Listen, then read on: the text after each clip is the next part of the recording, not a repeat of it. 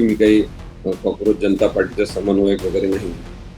पण अभिजित दिपके एक अत्यंत सुसंस्कृत असा मुलगा आहे, असं म्हणावं लागेल. कारण की त्यांनी महाराष्ट्रातल्या अनेकांना फोन करून तुमची सोबत आम्हाला पाहिजे आहे, तुमचं मार्गदर्शन आम्हाला पाहिजे आहे, असे म्हणून त्यांनी फोन केले. तर मला असं वाटते की हा एक सुसंस्कृतपणा आहे, जो संस्कृतीचं रक्षण करणाऱ्यांना कळणार नाही. आणि त्यांनी मोठेपणा सगळ्यांना दिलेला आहे, की मी लहान आहे, तुम्ही मला मार्गदर्शन करा. या पार्श्वभूमीवर ही मुलं अत्यंत सुशिक्षित आणि आपले नेते असे असले पाहिजे असं वाटावं असे आता तरी दिसतात.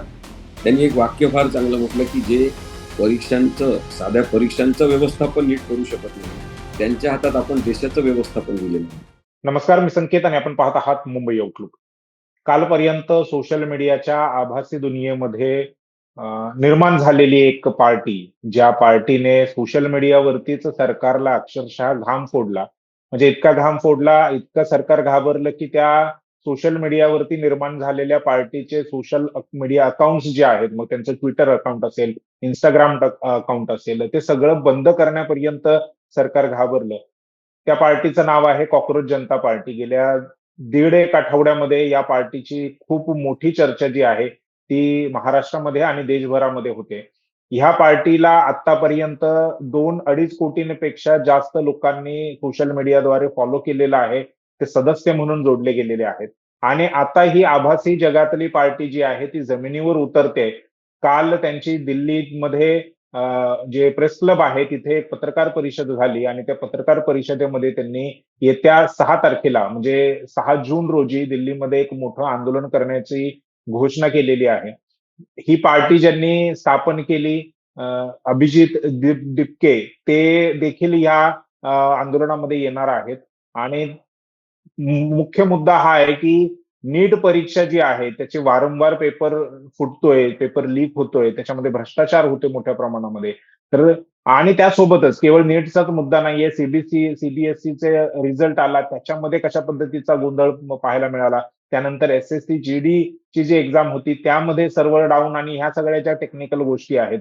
म्हणजे एकूणच परीक्षा यंत्रणा जी आहे, एनटीए म्हणा किंवा एकूणच एज्युकेशन मिनिस्ट्री जी आहे, ती पूर्णपणे फेल गेली आहे का, अपयशी झाली आहे का, हा खरा प्रश्न आहे. आणि ह्याच प्रश्नाला घेऊन त्यांनी धर्मेंद्र प्रधान जे केंद्रीय शिक्षण मंत्री आहेत, त्यांच्या राजीनाम्याची मागणी केलेली आहे आणि मागणीला घेऊनच 6 जून रोजी हे आंदोलन होत आहे. महाराष्ट्रामध्ये ह्या कॉकरोच जनता पार्टी किंवा ह्या 6 तारखेच्या आंदोलनाचं जे समन्वयक म्हणून ज्यांना जबाबदारी दिली आहे किंवा ज्यांनी ती जबाबदारी स्वीकारली आहे, ते ॲडव्होकेट असीम सरोदे सर आज आपल्यासोबत आहेत. सर, मुंबई आउटलुकमध्ये तुमचं स्वागत आहे. सरोदे सरांबद्दल बोलायचं झालं तर केवळ ते कायद्याचे अभ्यासक किंवा संविधानाचे अभ्यासक इथपर्यंत त्यांची ओळख नाहीये. तर वेगवेगळ्या सामाजिक चळवळींमध्ये मग तुम्ही 2024च्या लोकसभा निवडणुकीच्या पार्श्वभूमीवर निर्भय बनो हे जे काही एक मूव्हमेंट, एक चळवळ सुरू केली होती, ती चळवळ सुरू करण्यामध्ये देखील सरोदे सरांचा एक मोठा वाटा आहे आणि त्याचा परिणाम आपण बघितला की महाविकास आघाडीला महाराष्ट्रातल्या 48 खासदारांपैकी 33 खासदार निवडून आलेले होते.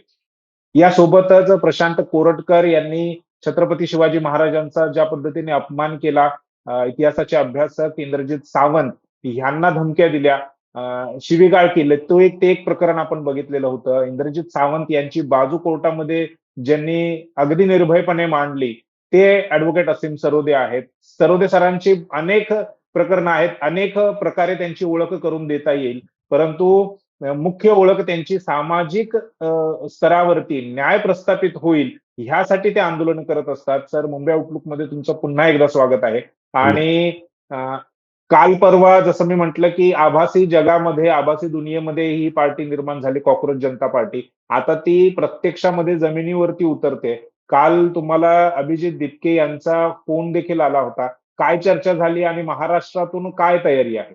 तर संकेत, सर्वप्रथम मी हे स्पष्ट करू इच्छितो, की मी काही कॉकरोच जनता पार्टीचा समन्वयक वगैरे नाही. पण अभिजित दिपके एक अत्यंत सुसंस्कृत असा मुलगा आहे, असं म्हणावं लागेल. कारण की त्यांनी महाराष्ट्रातल्या अनेकांना फोन करून तुमची सोबत आम्हाला पाहिजे आहे, तुमचं मार्गदर्शन आम्हाला पाहिजे आहे, असे म्हणून त्यांनी फोन केले. त्यांनी महाराष्ट्रातच नाही तर मणिपूरमध्ये, आंध्र प्रदेशमध्ये, कर्नाटक, त्यानंतर उत्तर प्रदेश, बिहार मध्य प्रदेशच्या अनेक ठिकाणी अनेक संबंधित राजकीय लोकांना सुद्धा आणि रचनात्मक काम करणाऱ्या अनेकांना फोन केले आणि त्यांना सांगितलं, की असं-असं मी येतो आहे, तर आपली सोबत आम्हाला पाहिजे. तर मला असं वाटतं, की हा एक सुसंस्कृतपणा आहे, जो संस्कृतीचं रक्षण करणाऱ्यांना कळणार नाही आणि त्यांनी मोठेपणा सगळ्यांना दिलेला आहे, की मी लहान आहे, तुम्ही मला मार्गदर्शन करा. तर आपल्याला तसं म्हटल्यामुळे आपण फार महान झालो असं होत नाही.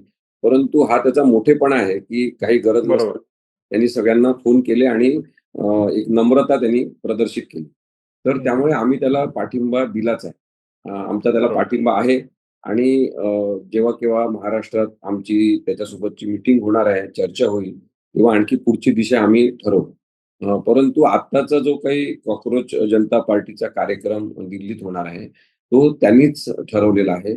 त्या सगळ्या मुलांनी एकत्र येऊन त्याचं नियोजन, आयोजन केलेलं आहे. सोनम वांगचुक सारखे ज्येष्ठ काही लोकं त्याला मदत करत आहेत. कारण की सोनम वांगचुकनी आत्ताच ही अन्यायाची आग किंवा धग सहन केलेली आहे. नुकतेच काही म्हणजे विनाकारणच्या कारणांसाठी काही महिने जेलमध्ये राहून ते बाहेर आलेले आहेत आणि बरोबर. त्यांच्यासारख्या शिक्षणाच्या क्षेत्रात काम करणाऱ्या माणसाला त्रास देणाऱ्या सरकारविरुद्ध आवाज म्हणून अभिजित दीपकेनी कॉकरोच जनता पक्षाचं काम वाढवण्याचा विचार पुढे आणलाय. त्यांनी हे सुद्धा स्पष्ट केलंय, की ही काही राजकीय पार्टी नाही. हा राजकीय पक्ष नाही. याचं नाव जरी कॉकरोच जनता कॉकरोच जनता पार्टी असलं. पार्टी असलं तरी हा राजकीय पक्ष आता नाही, ही चळवळ आहे. आणि ही जी स्पष्टता आहे ती आम्हाला आवडल्यामुळे आम्ही त्याला पूर्ण सपोर्ट केलेला आहे. बरं. ही पहिली गोष्ट. दुसरी गोष्ट त्याच्याशी बोलताना हे जाणवत होतं, की त्यांनी मनाचा निर्धार पक्का केलेला आहे, की त्याला कारागृहात टाकलं तरी चालेल, परंतु आत्ताच आंदोलन करायला पाहिजे. हीच वेळ आहे, की कॉकरोच जनता पार्टी म्हणून सगळ्यांनी रस्त्यावर एकत्र आलं पाहिजे. त्यांनी जे प्रवक्ते नेमले ते सुद्धा तुम्ही पाहिले अत्यंत उच्च विद्याविभूषित, अनुभवी असलेले आणि संयमित पद्धतीने बोलणारे, भाषेचा नियंत्रित वापर करणारे असे आहेत. म्हणजे आपल्याला जी अपेक्षा आहे, की राजकारणामध्ये बेताल वक्तव्य करणारे, खोटारडी विधानं करणारे, नेहमी इतरांनी जेव्हा काही चांगला मुद्दा मांडला तेव्हा राजकारण करू नका असा आरडाओरडा करायचा आणि आपणच प्रत्येक गोष्टीचं राजकारण करायचं. या पार्श्वभूमीवर ही मुलं अत्यंत सुशिक्षित आणि आपले नेते असे असले पाहिजे असं वाटावं असे आता तरी दिसतात. पण आपल्याला खूप हुरळून जाता कामा नये. हे अभिजितनी माझ्याशी बोलताना स्पष्ट केलं. त्यांनी सांगितलं, की पुढची दिशा काय असणार आहे ते आपण हळू पद्धतीने ठरवू. परंतु आता धर्मेंद्र प्रधानांचा राजीनामा मागणं हे आवश्यक आहे. आपल्या सगळ्यांना माहिती आहे, की अ, हे नीटचा घोटाळा झाल्या राहुल गांधींनी हा विषय घेऊन एन-एस-यू-आय असेल, काँग्रेस असेल त्यांनी हे आंदोलन सुरू केलेलं आहे. बरोबर. आता त्याच्यामध्येच एक भर पडणार आहे ती कॉकरोच जनता पार्टीची आणि ते धर्मेंद्र प्रधान यांचाच राजीनामा मागत आहेत. कारण की माझ्याशी बोलताना दीप्तेनी सांगितलं अभिजितनी, की हा 30 लाख मुलांचा केवळ प्रश्न नाही. त्यांचे 60 लाख पॅरेंट म्हणजे 2च पॅरेंट धरले घरातले तरी त्यांचे ते पालक 60 लाख म्हणजे अ, हा 90 लाख लोकांचाच प्रश्न नाही. तर सातत्याने ज्या स्पर्धा परीक्षा होतात, सातत्याने ज्या पात्रता परीक्षा होतात, त्याच्यामध्ये व्यवस्थापकीय गडबड आणि व्यवस्थापनामध्ये सफिशियंट फेल्युअर हे गव्हर्नमेंटतर्फे आपल्याला दिसलेलं आहे. त्यांनी एक वाक्य फार चांगलं म्हटलं, की जे साध्या परीक्षांचं व्यवस्थापन नीट करू शकत नाही, त्यांच्या हातात आपण देशाचं व्यवस्थापन दिलेलं आहे आणि त्याविरुद्ध काहीतरी बोलायला पाहिजे. म्हणून हा एक आवाज मुलांचा म्हणून, मुलांचाच प्रश्न आहे, शिक्षणाचा महत्त्वाचा प्रश्न आहे, ज्याच्यावर पंतप्रधानांनी बोललं पाहिजे, मुख्यमंत्र्यांनी बोललं पाहिजे, असं लोकांची अपेक्षा असते. अपेक्षा आहे. हां, पण ते शिक्षणाबद्दल कधीच बोलत नाही. त्यांनी मला सांगितलं, की आपल्याला मुद्द्यांवर हा विषय आणायचा. इश्यू बेस्ड असं ही चळवळ असणार आहे. तर ते सुद्धा आम्ही म्हणजे आत्तापर्यंत हेच सांगत आलेलो, की इश्यू बेस्ड सगळं राजकारण जर झालं, तर आपण प्राधान्यक्रम ठरवू शकतो किंवा हा प्रश्न आधी सोडवायचा, तो प्रश्न नंतर सोडवायचा. जनतेचा पैसा विनाकारण जाहिरातबाजीवर खर्च करायचा नाही. जे दिखाऊ अवडंबराचे कार्यक्रम आहेत, ते करायचे नाही जनतेच्या पैशातून. या सगळ्या गोष्टी ज्या आहेत, त्या समजून घेतल्या या मुलांनी, असं मला त्याच्या बोलण्यातून दिसलं. बरोबर. प्रधानमंत्री नरेंद्र मोदी जे आहेत, ते परीक्षा पे चर्चा करतात. परीक्षा पेपर लीक वरती चर्चा करत नाहीत. परंतु जिथून ह्या सगळ्या गोष्टीची सुरुवात झाली, ते म्हणजे chief justice of India justice Suryakant यांनी एक टिप्पणी केली होती आणि त्यांच्या टिप्पणीनंतर म्हणजे त्यांनी बेरोजगारांना झुरळाची उपमा दिली आणि नंतर मग तो सगळा उद्रेक जो आहे तरुणांमधला बेरोजगारांमधला तो बाहेर आला. मला एक गोष्ट तुम्हाला हे विचारायची आहे की ज्यावेळी कंटेम्प्ट ऑफ कोर्ट म्हणजे एखादा अ, अन्यायालयीन व्यक्ती आहे, सामान्य व्यक्ती आहे, तो ज्यावेळी बोलतो न्यायालयावरती, जजवरती, त्यावेळी कंटेम्प्ट ऑफ कोर्ट म्हणून त्याच्यावरती लगेच कारवाई केली जाते. परंतु जज जे आहेत किंवा न्यायपालिकेतले जे लोक आहेत, तर त्यांच्यावर हे बंधन लागू नाहीये का? की आपल्या बोलण्यामुळे, आपल्या कृत्यामुळे न्यायालयाचा अपमान होऊ नये आणि मग त्यांच्यावरती तशा प्रकारची कारवाई होऊ शकत नाही का? खरं तर झाली पाहिजे. अमेरिकन न्यायव्यवस्थेमध्ये असं आहे, बेजबाबदार विधानं करणाऱ्या न्यायाधीशांवर कारवाई होते. आपल्या इथे ती होत नाही. कारण की मांजराच्या घरात गळ्यात घंटा कोण बांधणार असा प्रश्न आहे. आणि त्यामुळे तुम्ही सगळ्यांनी चांगलं वागायचं. तुम्ही असंविधानिक भाषा वापरायची नाही. तुम्ही बेताल वक्तव्य करायची नाही. तुम्ही चुकीची केस दाखल करायची नाही. एखाद्या वेळेस आपण केसमध्ये काहीतरी इमोशनल होऊन बोललो, की इमोशनल ड्रिव्हन बोलू नका, असं ते सांगणार. आणि आपण काहीही वक्तव्य करायचे अशी मोकळीक जणू काही न्यायाधीशांनी घेतलेली आहे. मी काही हा शब्द वापरतोय कारण बरोबर. अनेक अनेक न्यायाधीश हे अत्यंत उत्तम दर्जाचे आहेत आणि ते अजूनही न्यायालयीन कामकाजाचा दर्जा टिकवून त्यांनी ठेवलेला आहे. मला असं वाटतं की राजकीय प्रेरित होऊन वागणारे काही न्यायाधीश आणि हं. त्यांना निरोप देणारे म्हणजे आता तिथे काय झालं आहे, संकेत तुम्हाला हे मी जाहीरपणे सांगतो सगळ्यांसमोर आज, की काही लोकांची नेमणूक झालेली आहे. असे वकील आहेत काही. जे काही पदांवर आहेत. हं. ते पदं हं. सुद्धा मी तुम्हाला कधीतरी आपण भेटू तेव्हा सांगू शकतो. कारण की सगळी यंत्रणा आपल्याला वाईटच आहे असं म्हणायचं नाहीये. यंत्रणा आपल्या बरोबर, असल्यामुळे त्यातल्या उणिवा आपण काढल्या पाहिजे हाच उद्देश माझा सांगण्याचा आहे. तर बरोबर. ते न्यायाधीशांना जाऊन निरोप देतात, की असं-असं बोलायचं आहे. हं, मग आपण पाहिलं मध्यंतरी तुषार मेहता साहेब, त्यांनी विनाकारण वक्तव्य केलं, की जनहित याचिका रिडंडंट झालेल्या आहेत. त्याची गरज नाही आहे. गरज आणि नाही. आणि मग तो विषय लगेच चर्चेत आला. सगळ्या माध्यमांमध्ये ते छापून आलं. नंतर न्यायाधीशांमध्ये एक अशी बोलण्याची पद्धत सगळीकडे दिसायला लागली. हे पब्लिसिटी इंटरेस्ट आहे. पब्लिक इंटरेस्ट हे नाही. हे पर्सनल इंटरेस्ट आहे. असे वक्तव्य ते करायला लागले. आणि जनहित याचिका याच्यातून जे सामाजिक न्यायाचे विषय मांडण्याची परंपरा आपण स्वतः प्रस्थापित केली न्यायालयांनी, तीच खंडित करण्याचा प्रयत्न झाला. कारण की सामान्य माणूस न्यायालयाच्या दारापर्यंत येऊ शकतो, हीच संविधानाची सुंदरता आहे, असं डॉक्टर आंबेडकर म्हणाले आर्टिकल 32 मधली. तर तो आर्टिकल 32 मधला सामाजिक न्याय मागण्याचा अधिकारच काढून घ्यायचा. हे एकीकडे होत असताना दुसरीकडे मग अशा प्रकारची विधानं करायची ज्याच्यातून काही चांगलं काम करणाऱ्या लोकांबद्दलचा दृष्टिकोन समाजाचा बदलेल. हं, तर याच्यातून एक हं. वाईटपणा निर्माण झालेला आहे असं मला वाटतंय. यामध्ये कोर्टाच्या न्यायाधीशांनी पडणं हे अत्यंत मला वेदनादायक वाटतं. आता काही लोकं म्हणतात, की मग हा जो काय अभिजित दिपके आहे किंवा कॉकरोच जनता पक्ष याच्यामध्ये परदेशी निधी आहे. याच्यामध्ये परदेशी लोकांचा हात आहे. हात आहे. हे भारताच्या अखंडतेला ठेच पोहोचवण्यासाठी हं. षडयंत्र आहे. असं एक सोरोस वगैरे काही नावं येतायत समोर. असे नरेटिव्ह प्रस्थापित केले जात आहेत. आणि कॉकरोच वगैरे हे नाव वापरून त्यांनी राजकीय पक्षांचा किंवा राजकीय प्रणालीचा ते अपमान करतायत. मग माझं म्हणणं काय आहे, की कॉकरोच हा शब्द किंवा त्याचे जनक जे आहेत त्यांच्यापर्यंत पण मग हा विषय जाईल किंवा हं. हा शब्द कोणी काढला, हा रोष कोणी ओढवून घेतला. ही एक रिएक्शन एवढ्या मोठ्या प्रमाणात का आली युवकांची? मग त्यांच्यापर्यंत हा विषय जाईल. अभिजित दिपकेवर कॉकरोच शब्द वापरल्यामुळे कारवाई करायची असेल, तर मग त्या व्यक्तीवर कारवाई पण करावी लागेल, ज्यांनी या शब्दाला जन्म दिला. हे माझं स्पष्ट मत आहे. आता दुसरी गोष्ट, की हे नरेटिव्ह प्रस्थापित जे केलं जाते, की हे देशविघातक कारवाया करणार आहेत, यांच्या मागे परदेशी फंड आहे. हे नरेटिव्ह प्रस्थापित करून, नकारात्मकता एक प्रस्थापित करून अभिजित दिपकेला तशा कारणांखाली अटक करण्याची पार्श्वभूमी तयार करून ठेवत आहे. पण बरं. मला हे वाटत नाही, की लगेच त्याला अटक केली जाईल. त्यांनी जेव्हा मी त्याला म्हटलं, की "तुला अटक होऊ शकते अशा-अशा कारणांसाठी." तर त्यांनी मला सांगितलं, की "मला अटक झाली तरी चालेल. पण आता मी भारतात येणार आणि मूव्हमेंट सुरू करणार." मग काही लोकांनी असं प्रसारित करणं सुरू केलं, की त्याला डिपोर्ट केलेलं आहे. हं. त्याला डिपोर्ट वगैरे काहीच केलं नाही. त्यांनी स्वतःहून हं. निर्णय घेतलेला आहे, की मला भारतात जायचं आहे. मला हे असं व्हर्चुअल केवळ अभियान चालवायचं नाहीये. मला I want to test my mettle, की माझ्यामधली रग काय आहे? या विचारातली धग काय आहे? ही मला तपासायची आहे. असं जर अनेक मुलांना वाटत असेल, तर माझं एवढंच म्हणणं आहे, की आपण थोडं सकारात्मक बघू त्याच्याकडे. तुम्ही एकतर कॉलेजमधल्या निवडणुका बंद करून टाकल्या. म्हणजे युवक नेतृत्व तयार होण्याची प्रक्रिया प्रत्येक ठिकाणी बंद करून टाकली. त्यांची अभिव्यक्ती आता व्यक्त होत आहे राजकीय स्वरूपाची. तर ती काय आहे ते आपण बघू. त्याच्यातून कदाचित चांगले नेते आपल्याला काही मिळतील. काय हरकत आहे?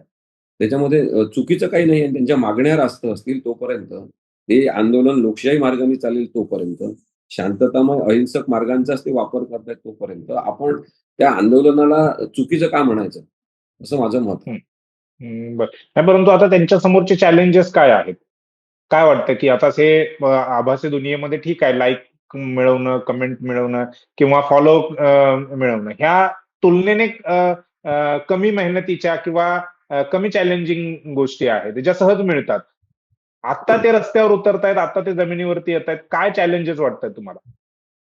मला वाटते की थोडीशी राजकीय नाईवपणा किंवा नाविन्य आपण म्हणू, नवीनता त्यांच्या हं, हं. सगळ्यांच्याच बोलण्यात दिसते. म्हणजे त्यांचा एक प्रवक्ता काल बोलताना म्हणाला की आमच्या आंदोलनामध्ये सगळ्यांचा सहभाग आम्हाला आम्ही स्वागत करतो त्याचं. म्हणजे सत्ताधारी पक्षाच्या पण लोकांनी यावं वगैरे. आता ते हे म्हणणं थोडंसं म्हणजे मजेशीर आहे किंवा नाईव्ह आहे असं आपण म्हणू. पण याच्यामध्ये एक धोका असा आहे की तुम्हीच आम्हाला म्हटलं, आम्ही आता आलो. असं म्हणून काही जण सत्ताधारी पक्षाच्या लोकांना यायचंच आहे याच्यामध्ये. उलट त्यांना काही जणांना पाठवायचं असेल कदाचित, हं, की हं. त्यांची आत्तापर्यंतची शेतकरी आंदोलन झालं तेव्हाची ही स्थिती आपण पाहिली. इतर अनेक आंदोलनांमधली आपण परिस्थिती पाहिली, की हे आंदोलन बाटवण्यासाठी, त्याला हिंसक वळण देण्यासाठी, त्याच्यामधून मुद्दाम काही बदनाम घोषणा करण्यासाठी. मुद्दाम काही घोषणा भारतविरोधी देऊन हं, ते आंदोलनच बदनाम करण्यासाठी जे प्रकार झालेले आहेत, तो प्रकार यांच्यासोबत पण होऊ शकतो याचा धोका त्या मुलांना लक्षात येत नाही. आणि बरोबर. त्याचा बंदोबस्त किंवा त्याची रणनीती काय केली आहे मला माहिती नाही. पण हं. भारतीय जनता आता प्रगल्भपणे पाहत आहे याच्याकडे, की यांचं आंदोलन बदनाम करण्यासाठी असं काहीतरी केलं जाणार आणि त्यावेळेस आपण नागरिक म्हणून सगळ्यांनी संतुलित भूमिका घेतली पाहिजे. हे समजून घेतलं पाहिजे, की चांगल्या कामासाठी उभे राहणाऱ्या सगळ्याच लोकांना बदनाम करण्याची षडयंत्री पद्धत ही हिटलरनी वापरली होती. तीच नीती इथे वापरली जात आहे. ती जाऊ शकते आणि त्याचा सामना कॉकरोच जनता पार्टी कसा करणार? हा एक मोठा चॅलेंजिंग मुद्दा मला वाटतो. बरं. दुसरं सोशल मीडियावरती म्हणजे जेव्हापासून ह्या कॉकरोच जनता पार्टीची चर्चा सुरू झाली, तेव्हापासून एक एक चर्चा ही पण आहे, की हे सेफ्टी वॉल सारखं काम करतंय. अगदीच सरकारच्या विरोधामध्ये काही होणार नाहीये. तर युवकांमधला जो राग आहे, तो कुठेतरी बाहेर काढण्याचं फक्त एक माध्यम राहील, त्याचं पुढे काय होणार नाही. नाही काय होते, की रागाचं एकत्रीकरण होणं आणि तो राग बाहेर निघणं ही प्रक्रिया मानसिक आरोग्याच्या दृष्टीने फारच चांगली आहे. म्हणजे काहीच नाही होणार असं धरलं हं, तरी हं, हं. राग निघून जाणं चांगली गोष्ट आहे आणि संतुलित विचार आणखी जास्त करणाऱ्या लोकांची संख्या वाढेल. म्हणून मी म्हटलं, की तुम्हाला इश्यू बेस्ड थॉट प्रोसेस जी सुरू होऊ शकते याच्यातून, त्याचा सुद्धा विचार सकारात्मक पद्धतीने केला पाहिजे असं मला वाटतं. आता खूप मोठं यश लगेच मिळणार असं काही नाहीये. त्यांना खूप काय म्हणतो आपण खाचखळग्यांमधून जावं लागणार आहे. कारण की आमचा राजकीय पक्ष नाही असं म्हटलं त्यांनी अभिजितनी. आम्हाला राजकारण करायचं नाहीये, पण राजकीय विषय आम्ही हाताळणार असं म्हटलं आहे त्यांनी. तरीसुद्धा राजकारणात त्याला ओढलं जाणार आणि त्यावेळेसच्या प्रतिक्रिया कोणाकोणाला सोबत घ्यायचं याची रणनीती त्यांची काय इन्स्टंट रिएक्शन्स या सगळ्या पाहून आपल्याला तो लोकशाहीप्रती किती समर्पित आहे हे दिसणार आहे. तो एकटाच नाही त्याच्यासोबतचे सगळेजण. मग त्याला मी बरोबर. हे विचारलं फोनवर, की हे महाराष्ट्रामध्ये मी पाहतोय, की कोणी जिल्हाध्यक्ष, कोणी तालुकाध्यक्ष असे अपॉइंट होत आहेत. तर कोणी केलंय त्यांना नियुक्त त्यांनी? तर त्यांनी सांगितलं, की मी कोणालाही नियुक्त केलेलं नाही. स्वतःहूनच स्वतः लोकं स्वयंप्रेरणेने होत आहेत नियुक्त. आता हा उत्साह चांगला असला तरी त्या लोकांची वैचारिक पार्श्वभूमी ज्यांनी स्वतःला जिल्हाध्यक्ष कॉकरोच जनता पार्टी असं जाहीर करून टाकलं. तर त्यांची वैचारिक पार्श्वभूमी, त्यांची निष्ठा लोकशाहीप्रती, त्यांची अहिंसेच्या आंदोलनावरची बद्दलची समज किंवा डॉक्टर बाबासाहेब आंबेडकर आणि महात्मा गांधी यांचं बोट धरूनच आम्ही चालणार असं अभिजितनी सांगितलं. पण या दोघांची विचारधारा, त्याचं एकत्रीकरण हे सगळे विचार या जिल्हाध्यक्ष, तालुकाध्यक्ष झालेल्या लोकांना कळलेले नाही आहेत आणि अभिजित बिबटे त्यांना ओळखत पण नाही. आता बरोबर. हा सुद्धा मोठा आव्हानाचा भाग आहे, की हं. त्या लोकांना आपण वाईट म्हणू शकत नाही कारण की आता ते चांगल्या भावनेने स्वतः जिल्हाध्यक्ष कोणीतरी झालेलं असेल. हं. पण मग या सगळ्या अ, अ, काय म्हणतो आपण अपूर्णतेसह वैचारिक असक्षमतेसह अपरिपक्वता त्याच्यामध्ये. अरिपक्वतेसह ते सहभागी होत आहेत. तर त्यांना परिपक्वतेच्या पातळीवर आणण्याची प्रक्रिया करावं लागणार आहे. म्हणजे काय म्हणतो झुरळ पक्ष किंवा आपण काय म्हणतो कॉकरोच कॉकरोच जनता पार्टी. पार्टी. कॉकरोच जनता पार्टीत ती करावं लागणार आहे. त्यामुळे केवळ हे आंदोलन ही सुरुवात आहे आणि या आंदोलनावरूनच केवळ आपण त्याचं मूल्यांकन करायचं हे जरा घाईचं होईल, असं मला वाटतं. आता किती यश त्यांना मिळते ते 6 तारखेनंतर कळेलच. बरं. नाही पण एक प्रश्न हा पण आहे, की व्यवस्था आपल्याला झुरळ बोलतेय, हे इथपर्यंत समजू शकतो. म्हणजे समजते, तसं वागणूक दिली जाते, तशा पद्धतीने आपल्यासोबत व्यवहार केला जातोय. परंतु आपण आपल्याला स्वतःला का झुरळ म्हणून घ्यायचं? म्हणजे सोशल मीडियावरती चाललंय, की मी पण झुरळ, मी पण झुरळ. तर हे झुरळ स्वतःला का म्हणून घ्यायचं? जरी व्यवस्था आपल्याला तशी समजत असेल तरी. हो, हा पण एक मुद्दा अगदी बरोबर आहे. आपण स्वतःला असं क्षुल्लकीकरण आपलं करणं हे बरोबर नाही. परंतु ते ज्या आउटरेजमधून आलेलं आहे, की हं, मी आय-आय-टी झालेलो आहे, पण मी झुरळ आहे. मी इतके वर्ष वकिली करतो, पण मी झुरळ आहे. मी डॉक्टर आहे, पण मी झुरळ आहे. आता झुरळ जर प्रश्न विचारणारा म्हणून त्याला तुम्ही झुरळ म्हणत असाल, तर त्या अर्थाने मी झुरळ आहे. तुम्ही जर व्यवस्थेला प्रश्न विचारणारा म्हणून म्हणत असाल, तर मी झुरळ आहे. माहितीचा अधिकार कायदा भारताने दिला आपल्याला, आम्ही वापरतो तो. मग तो वापरणारा तुम्ही झुरळ म्हणत असाल, तर हो, आम्ही झुरळ आहे. अशा याच्यातून म्हणजे आपण पाहतो ना, आपल्या युवा पिढीसोबत घराघरांमध्ये जे काही वादविवाद होतात. हं. हं, किंवा इतक्या वेळ झोपून राहतो का? मग तू भिकारी होऊन हं, जाशील. लवकर उठायला पाहिजे. असं सांगितलं हं, पण की नाही ना, मग मी भिकारी होतो. झोपतो मी. आता ही त्यांची रिएक्शन असते. पण म्हणून झुरळ सॉरी काय म्हणतो त्याला कॉकरोच जनता पार्टी नावाचा एखादा राजकीय पक्ष होऊ शकत नाही. झुरळ हे त्याचं सिम्बॉल असू शकत नाही. हे आत्ताचं आउटरेज आहे फक्त. म्हणूनच आपण हं. समजून घ्यायला पाहिजे. रागाचं एकत्रीकरण आहे. कधीतरी याचं नाव बदलून त्याला एक वेगळं नाव देण्याची प्रक्रिया सुद्धा त्यांना करावी लागणार. हां. हं, हं. आणखी एक मुद्दा संकेत मला मांडायचा आहे, की आपले शशी थरूर फार अ, अभ्यासू पद्धतीने हे मांडत आहेत, की अशा पद्धतीने आंदोलन करण्यापेक्षा, राजकारण किंवा राजकारणाचे विषय हाताळण्यापेक्षा तुम्हाला जर व्यवस्था परिवर्तन पाहिजे असेल, तर तुम्ही प्रशासकीय यंत्रणेमध्ये सहभागी व्हा. सहभागी व्हा. असं त्यांनी म्हटलं. आता ते तेवढं सोपं नाही ना, म्हणजे आता मी एक 26 वर्षापासून वकिली करतो. मी पोलिस ऑफिसर बघितले, न्यायाधीश बघितले, सरकारी वकील बघितले, वैद्यकीय सेवा देणारे डॉक्टर बघितले. त्यानंतर जे पर्यावरणाच्या क्षेत्रामध्ये तंत्रज्ञ म्हणून प्रसिद्ध आहेत, एक्सपर्ट्स त्या अशा एक्सपर्ट गव्हर्नमेंट एजन्सीमधले महत्त्वाचे सायंटिस्ट सुद्धा बघितले. सगळेजण जर पेट होणार असतील, पाळीव होणार असतील, तर मग आपण यंत्रणेमध्ये, प्रशासनामध्ये जाऊन पण काय करणार आहे? म्हणजे आपल्या इथे एक तुकाराम मुंडे नावाचा माणूस आहे. आय-ए-एस ऑफिसर हं, आहे. हं. हं. आणि साधारणतः 22 वर्षाची 23 वर्षाची सेवा आहे आणि 21 वेळा बदल्या झालेल्या आहेत. बदल्या झाल्या. हां, हे हे कशाचं लक्षण आहे? म्हणजे चांगल्या माणसाला व्यवस्था टिकू देत नाही एका जागी. चांगलं काम करू देत नाही. आता त्यांना त्यांनी काय फूड अँड ड्रग ॲडमिनिस्ट्रेशनमध्ये टाकलं. टाकल्या त्यांनी 52 कारवाया केल्या. 52 जणांवर एफ-आय-आर दाखल केली. रेड केले. पतंजलीवर केले. आता हा माणूस व्यवस्थेमध्ये परिवर्तन घडवून आणणारा माणूस आहे. तो नको आहे ना सगळ्यांना. त्याच्यामुळे शशी थरूर यांना हे माहिती नाही का, की एवढ्या सोप्या पद्धतीने होऊ शकते का, की नाही तुम्ही यंत्रणेमध्ये जा आणि तिथून बदल करा. त्यामुळे माझं असं मत आहे, की यंत्रणेमध्ये काही लोकांनी तुकाराम मुंडे सारख्या प्रवृत्तींनी गेलं पाहिजे. ठाण मांडून बसलं पाहिजे आणि आपला विचार न सोडता आम्ही कायद्याच्या चौकटीत काम करणारे अधिकारी म्हणूनच असणार, असं काम केलं पाहिजे. हे आवश्यकच आहे. पण ते करणं सोपं नाही. आणि त्यामुळे आपण याला फार कमी महत्त्व आहे आंदोलनांना, रस्त्यावरच्या मागण्यांना. हे जे मुलं आता करू इच्छितात ते सगळं अनावश्यक आहे. तुम्ही हेच करा. असं सोल्युशन म्हणून सांगू शकत नाही. सगळ्या बाजूंनी चांगलेपणा अ, आणि काय म्हणू आपण त्याला आपण म्हणू गुड गव्हर्नन्सचे सगळे प्रयोग हे झाले पाहिजे. तरच मग लोकशाही जिवंत होईल.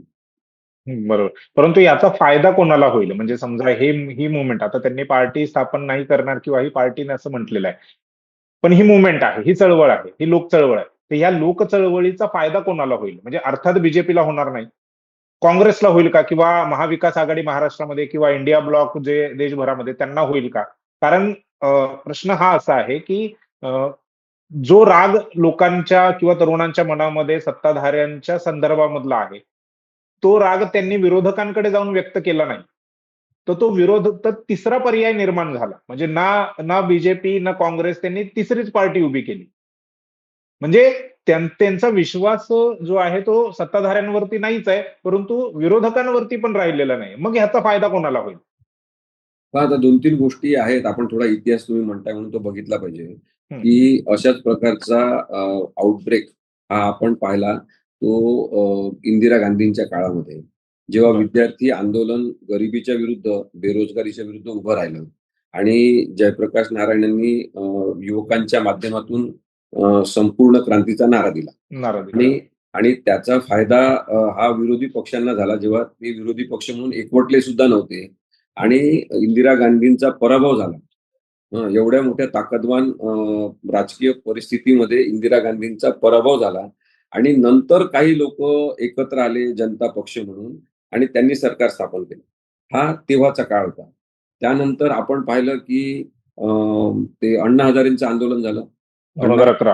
अण्णा हजारेंच्या आंदोलनामध्ये खूप जण प्रभावित झाले. म्हणजे मी कधीच प्रभावित झालो नाही. मी स्वतःला सुदैवी समजतो, की मी अण्णा हजारेंना महात्मा गांधी समजलो नाही, मायक्रो गांधी समजलो नाही, काहीच समजलो नाही. कारण की मला त्यांच्या व्यक्तिमत्त्वामुळे कधीच मी प्रभावित झालो नाही. कदाचित लवकर प्रभावित न होण्याचा दुर्गुण मला कामात आला असेल. पण मी त्यांच्या ह्याच्यात कधीच गेलो नाही. कारण की मला ते आवडलं नाही, की ज्या पद्धतीने ते सुरू होतं आणि त्यांची स्वतःचे व्यक्तिमत्व मला माहीत होतं, की काय आहे ते. म्हणजे कोणाला तरी नशाबंदी करायची असेल, नशेपासून मुक्त करायचं, झाडाला बांधून मारणारा माणूस तो गांधीचं नाव घेऊन अहिंसक सत्याग्रह कसा करू शकतो? मग त्यांचा वापर होता मला दिसत होतं. पण एनिवेज आपण पाहिलं की मोठे-मोठे लोकं म्हणजे अत्यंत मोठे विचारवंत सुद्धा प्रभावित होऊन अण्णा हजारेंच्या मागे लागले. आणि त्यानंतर जो काही परिणाम झाला तो भारतीय जनता पक्षाने त्याच्यावर आपली पोळी भाजून घेऊन सत्ता स्थापन केली. मग तेव्हा भारतीय जनता पक्षाला फायदा झाला. फायदा झाला. त्याच्या आधी आपण पाहिलं काँग्रेसला त्याचा तोटा झाला आणि इंदिरा गांधी हरल्या. मग ही सत्तांतरं होत असतात आणि आता जे आंदोलन होईल समजा कॉकरोच जनता पार्टीचं, त्याचा त्याचा तोटा हा भारतीय जनता पक्षाला होईल. हे एक आपण ढोबळ मानाने म्हणू शकतो. पण बरोबर. दुसरी गोष्ट अशी सुद्धा होऊ शकते, की याच्यामधून जे नेतृत्व तयार होणार, त्यांना टॅलेंट हंट म्हणून हेरणारे लोकं वेगळ्या राजकीय पक्षाचे असतील. ते भारतीय जनता पक्षाचे असतील. काही जणांना म्हणतील, की तुम्ही आमच्या ह्याच्यात या. काही जणांना काँग्रेस घेऊन जाऊ शकेल. जर त्यांची एखादी पार्टी म्हणून एस्टॅब्लिश झाली नाही, तर त्यांच्यामधल्या टॅलेंटला वेगवेगळ्या राजकीय प्रवाहांमध्ये समाविष्ट करून घेण्यात येईल आणि ते आंदोलन तिथे संपेल. ही सुद्धा एक गोष्ट होऊ शकते.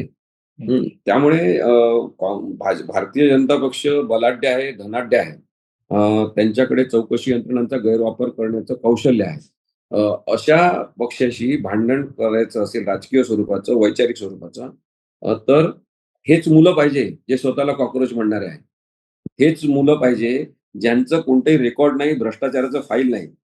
ज्यांनी भ्रष्टाचार केलेला आहे, त्यांना आपल्यामध्ये कसं घ्यायचं, आपल्या पोटात ठेवून आपला राजकीय पक्ष त्या भ्रष्टाचारी लोकांच्या मार्फत कसा वाढवायचा, याचं तंत्र सुद्धा भारतीय जनता पक्षाने अवगत केलेलं आहे. त्यांच्या पोटामध्ये म्हणजे आता महाराष्ट्रातल्या महत्त्वाच्या नेत्याच्या पोटामध्ये जेवढे भ्रष्टाचारी लोकं त्यांनी समाविष्ट करून घेतलेले आहे, तर अपचनाचा मोठा विषय आहे. म्हणजे हे राजकीय अपचन केव्हा बाहेर पडेल आणि तो पक्ष केव्हा फुटेल आपल्याला सांगता येत नाही. तर मग केवळ सत्तेच्या आधारे एकत्र असलेले हे लोकं जे आहेत, ही सत्ता आहे म्हणून एकत्र आहे. म्हणजे अशोक चव्हाणांचं भारतीय जनता पक्षात जाणं. आपण पाहिलेलं आहे की एवढा मोठा 2 वेळा मुख्यमंत्री असलेला नेता अचानक काँग्रेसमध्ये जातो. तर तेव्हा हे लक्षात घेतलं पाहिजे की हे काँग्रेस विकासासाठी गेले ते तिकडे. विकासासाठी जे जाणारे आहेत, त्यांना खऱ्या विकासाच्या प्रवाहाचा जेव्हा परिचय होईल, या मुलांच्या माध्यमातून, तेव्हा एक मोठी क्रांती होणार आहे. म्हणून आपण असं नाही समजू शकत, जे काही लोकं खूप तुच्छतेने बघतात ना ह्याच्याकडे, तो काय आला तो, दिल्लीला उतरेल तो, हे काय फार मोठा आहे का? माझं काय म्हणणं आहे, ही एक मोठी राजकीय घडामोड सुद्धा आहे. खूप तुच्छतेने बघणाऱ्यांना हे सांगायला पाहिजे, की अ, लोकशाहीमध्ये घडणाऱ्या प्रत्येक घडामोडीकडे आदराने बघितलं पाहिजे. म्हणजे तुम्ही काही पण करता तेव्हा त्याच्याकडे आदरानेच बघायचं. त्याच्याबद्दल काही मुद्दा उपस्थित केला तुम्ही म्हणणार राजकारण करू नका. म्हणजे समजा आता आपण कुंभमेळ्याचा विषय घेतला. धर्म आवश्यक आहे. धर्म वेगळा आणि धर्मांधता वेगळी असं सांगितलं तुम्ही नाही. प्रत्येक गोष्टीचं राजकारण करू नका. आम्ही जर म्हटलं बघा शेतकरी मरतायत त्यांच्यासाठी पैसा खर्च करा. करोडो रुपये का कुंभमेळ्यावर खर्च करायचे? आपापली अंघोळ करून प्रत्येक जण पुण्य आपलं पाप धुवून येतील ना, तुम्ही कशाला एवढी काळजी करता त्याची? साधुग्राम करा, हे करा. याच्यावर कशाला पैसा खर्च करता? प्रायोरिटी ठरवा. हाच तर या मुलांचा मुद्दा आहे. मग आता हे बरोबर. राजकीय शुद्धीकरण जे आहे, ते कधीतरी झालं पाहिजे आणि त्याचा आता कडेलोट झालाय. फार जास्त झालेला आहे. ज्या पद्धतीने राजकारण सुरू आहे, आम्ही काही करू ते मान्यच करायचं. आम्ही मन की बात करत राहू.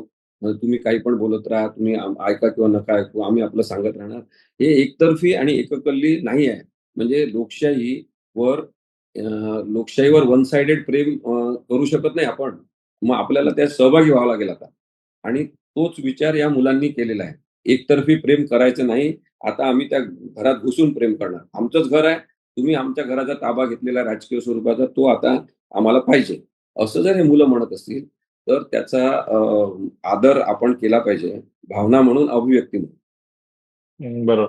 नाही तुम्ही ज्याचा उल्लेख केला, की अण्णा हजारे यांच्या आंदोलनामध्ये बरेचसे लोक वाहून गेले. म्हणजे अगदी मोठे-मोठे विद्वान म्हणजे केवळ महाराष्ट्रातले नाही, तर महाराष्ट्राच्या बाहेरचे राष्ट्रीय स्तरावरचे जे विद्वान होते, त्यांनी देखील अण्णा हजारे यांचं कौतुक केलं. दुसरा गांधी वगैरे या सगळ्या गोष्टी बोलल्या. वारंवार असं होतंय, की अण्णा हजारे यांचं आंदोलन, मग काही लोकं त्यांच्या मागे जाणार. विद्वान लोकं त्यांच्या मागे जाणार. मग त्यांना काही वर्षांनी कळणार, की नाही, ही तर आपली फसवणूक झाली आहे. दिपकेंच्या बाबतीमध्ये देखील तसं होऊ शकतं का? आणि अण्णा हजारेंच्या आंदोलनाकडे बघत असताना तुम्ही कोणते ठोकताळे वापरले, की ज्याने तुम्ही ठरवलं की इकडे जायचं नाही? तसे ठोकताळे बनवण्याची किंवा ते वापरण्याची खरंच गरज आहे. कारण कोणी उठतो, आंदोलन करतो आणि मग लोकं त्याच्या मागे जातात आणि नंतर कळतं की इथं आपल्याला फसवलं गेलेलं आहे. इथे नुकसान झालेलं आहे. मनोज जरांगे पाटील यांच्याही बाबतीमध्ये आता काही लोकं, मराठा वर्गातलेच काही लोकं अशी म्हणतायत, की आम्ही चुकी केली किंवा आता ते बरोबर चाललेलं नाहीये. तर ठोकताळा काय आहे? कसं ओळखायचं की हे इमानदार आहे, नाही आहे, की पुढे याचं भविष्य काय? बघा, प्रवाहपतीत न होणं हे सगळ्यात महत्त्वाचं. दुसरं, तो व्यक्ती वेगवेगळ्या प्रसंगी आपली भूमिका काय घेतो, कोणत्या शब्दामध्ये आपले विचार मांडतो, त्यातून ती परिपक्वता तशी साधारणतः दिसते. परंतु आता अभिजित दिपके प्रत्यक्ष आमच्याशी जेव्हा मीटिंगसाठी, चर्चेसाठी येणार आहे, मी बसू एकत्र, तेव्हा त्याच्याबद्दल अधिक माहिती होईल. त्याच्याबद्दल खूप आपल्याला माहिती नाही. पण नाही. अण्णांना मी आधीपासून ओळखत होतो. जेव्हा ते व्यसनमुक्तीचं काम करायचे, जेव्हा ते सभेचं काम करायचे, तेव्हापासून मी त्यांना अनेकदा भेटलो होतो आणि मला हे जाणवत होतं, की बुवा यांच्या मागे विवेकानंदांचा फोटो आहे. यांना विवेकानंदांचे विचार माहीत आहेत का? तर त्यांना माहीत नव्हते. त्यांना असं वाटलं, की हे फॅशनेबल आहे, असा एक विवेकानंदांचा फोटो ठेवणं. मग त्यांना लक्षात आलं, की फक्त विवेकानंदांचा फोटो ठेवून चालणार नाही, थोडं मर्यादित होत आहे. कोणीतरी त्यांना सांगितलं महात्मा गांधीचा ठेवा. ते महात्मा गांधीचं मग नाव घ्यायला लागले. मग त्याच्यामुळे त्यांना असं खूप काही वैचारिक पार्श्वभूमी त्यांना नव्हती. परंतु साधेपणा, तर ते आमच्या तुम्ही अहिल्यानगर म्हणजे अहमदनगर ज्याला म्हणतात, त्या जिल्ह्यामध्ये हं. तुम्ही कधी आले, तर सगळेच जण टोपी घालतात, पांढरी धोतर घालतात, पांढरा शर्ट घालतात. माझे आजोबा पण घालायचे. मग प्रत्येक जणच गांधी आहे तसं पाहिलं तर. म्हणजे वेशावरून जर ठरवायचं तर. मग आता कपडे पद्धतीवरून आपण माणसं ओळखा, असं नरेंद्र मोदींनी सांगितलं. किंवा हं, कोण कपडे हं, कसे घालते ते हं, त्याच्यावरून ते माणसं ओळखा तुम्ही. आता हं. जातीय धार्मिक राजकारण हे होत असताना अण्णा हजारेंची भूमिका कधी व्यक्त झाली नाही. भ्रष्टाचाराबद्दल एकतर्फी ते बोलत राहिले. त्यांच्याकडे फाईल पोहोचवणारी यंत्रणा तयार झाली, ते त्याबद्दल बोलायला लागले. नंतर मग आता अनेक दिवस ते शांतच राहतात, मग एकदम अचानक बोलतात. हे सगळं जे दिसते आपल्याला, तर मुळात माणूस जर खरोखर रचनात्मक आणि परिवर्तनाच्या क्षेत्रातला असेल, तर त्याला हे कळते की परिवर्तन ही सातत्यपूर्ण चालणारी एक प्रक्रिया आहे. आणि त्यामुळे आता एक पक्ष आला, दुसरा पक्ष गेला, झालं परिवर्तन झालं. असं नाही होत. म्हणून मी अभिजित दीपकेशी बोलताना हे सांगितलं, की एक राजकीय पक्ष येऊन दुसरा राजकीय पक्ष, एक जाऊन दुसरा येणं, म्हणजे एक साधा बदल आहे. त्याला आपण हो. परिवर्तन म्हणू परिवर्तन शकत नाही नाही. म्हणता येणार. हां. बरोबर. आपल्याला व्यवस्थांतर्गत, यंत्रणेअंतर्गत परिवर्तन करायचं असेल, तर खूप मोठं काम आपल्याला करावं लागेल आणि त्याच्यासाठी सातत्य पाहिजे. पण ते सातत्य ठेवण्यासाठी आता तुम्ही विचार करा, की आर्थिक परिस्थिती काहीच नसेल, तर हे होऊ शकत नाही. म्हणून विनोबा भावेंनी जे सांगितलं ते मला खूप महत्त्वाचं नेहमी वाटते. विनोबा भावे म्हणायचे, की आपल्या भारताला पूर्ण वेळ कार्यकर्त्यांची गरज नाही, अर्धवेळ कार्यकर्त्यांची गरज आहे. मग एखादा पत्रकार असेल, पण देशावर प्रेम करणारा असेल, तो पत्रकारिता करताना अशा प्रकारचे विषय घेत असेल, की जे समाजासाठी हिताचे आहेत. हिताचे. हां, तो भूमिका कधीच कोणत्या राजकीय पक्षाची किंवा नेत्याची मांडत नसेल. मग एखादा वकील असेल, तो सामाजिक हितासाठी सुद्धा आपल्या वकिलीचा वापर करत असेल, की सामाजिक न्याय प्रस्थापित झाला पाहिजे. एखादा न्यायाधीश असेल किंवा मी न्यायाधीशाची नोकरी करताना मी दिवसातले 2 प्रकरण असे पाहिजे, ज्यातून सामान्यातल्या सामान्य माणसाला ज्याचा आवाज नाही, ज्याच्या चेहऱ्याची ओळख नाही, त्याला न्याय मिळाला पाहिजे. तर तो सुद्धा आवश्यक आहे. हे असं अर्धवेळ काम करणारे खूप जण पाहिजे. तर त्याच्यासाठी मग काय आहे, की एक मनामध्ये निश्चितता ही पाहिजे, की भारतावर प्रेम म्हणजे इथल्या सगळ्या लोकांवर प्रेम.